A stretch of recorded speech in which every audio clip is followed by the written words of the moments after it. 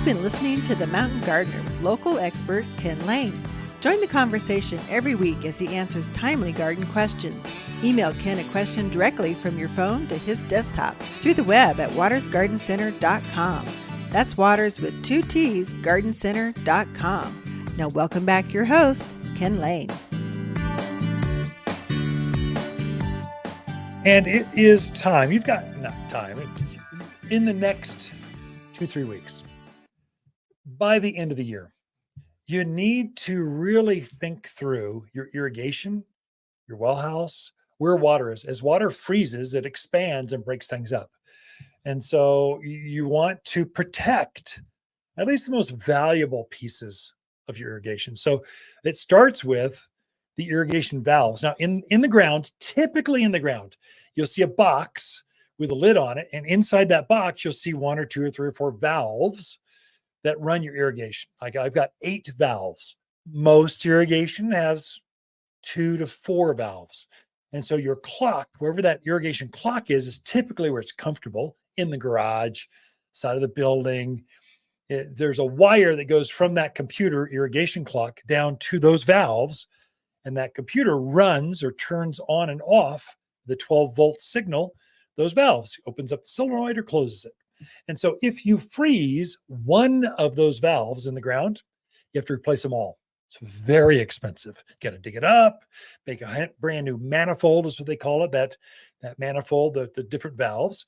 And so you don't want those to freeze. Now, they're in the ground. The reason they're in the ground is because they're protected.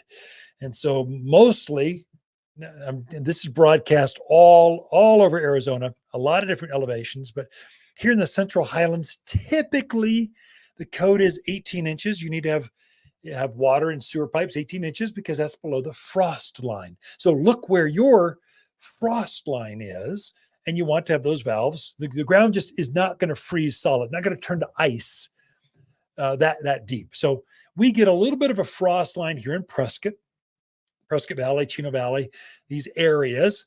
I would say Sedona, Camp Verde, Cottonwood, you're all the same. We're all very similar.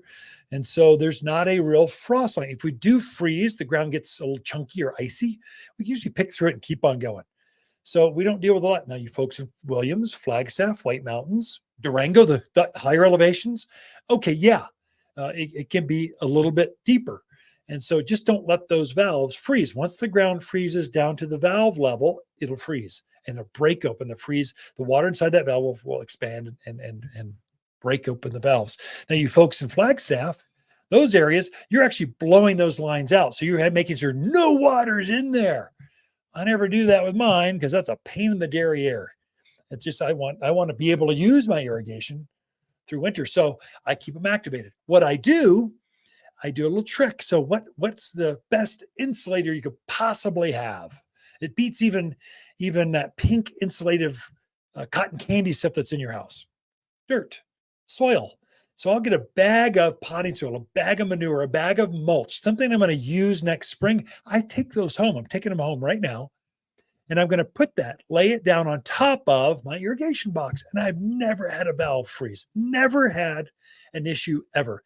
And I've gone through 2 at least sub-zero, maybe 3 sub-zero winters. They still didn't freeze. And so that's an easy trick. Use a bag of something you're going to use next. If you've got containers, you're going to need more potting soil. You need to freshen up those pots anyway. Just get a bag. And usually I'll lay it down with my logo face down because we're dealing with tan colored bags. We're trying to go earth tone, farmer's market, almanac kind of stuff. Brown. I'll face down and it kind of disappears. You don't even see it. So I do that for all of my irrigation valves. That's an easy trick. That works really well for your well house. I'll line my well house with bags. I don't want cold going underneath it. So I've got a bit raised or whatever. Just kind of insulate things with dirt. Watch your well house. If you're on a well, you've got that pump, usually a pressure valve, a pressure tank of some sort, and a booster. Depends on your layout. But this is a good time to activate those heat tape. They make a tape that's thermostatically controlled. When air in that well house gets close to, I think it's 38 degrees, it activates. So it just warms up lightly those pipes. You wrap it around your pipes and it doesn't freeze. If your pump goes out, I've got a 1-horse pump in my well house. That thing freezes. It's $1,000 bill. I don't know what the part is. It just costs a lot of money. I don't want it to break. I put heat tape inside on those pipes, and they make a thermostatically controlled outlet. So I'll plug in a heat lamp into that. So when it gets down to 38, it activates the heat tape and turns on the heat lamp. And I've never had a problem with all those pipes inside that well house from freezing. It keeps it from below, above freezing level. So kind of watch that. The most expensive part in your entire irrigation is the backflow preventer. Some of you have a big green bag that's right before it gets to your irrigation valve, that box that's in the ground. There's a big piece of hardware. It's usually made of brass or copper. And so you don't let that freeze. It's a very expensive part. It freezes easily. That's why they put that insulated bag on it. That's when you want to drain it or put heat tape or something on there to keep that part from freezing if we get really cold. You got some time. We're not that cold now. You got to have permeated cold, long, extensive bouts with cold before things start to freeze. But just by the end of the year, protect your irrigation and your well house. Be right back after this. Your yard will turn heads with stunning evergreen shrubs from Watters Garden Center. Watters grows greener shrubs for year-round interest, as well as blooming shrubs for pops of color in spring.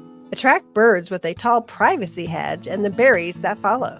Plus, winter evergreens are easier to grow than other plants. No matter your landscape, we have the perfect shrubs for a greener winter. Visit Watters Garden Center in Prescott or online at wattersgardencenter.com. We believe in roses that smell like a rose at Watters Garden Center. The Mountain Gardener, your source for timely garden advice right for higher elevations, guaranteed to make a difference in your yard this season.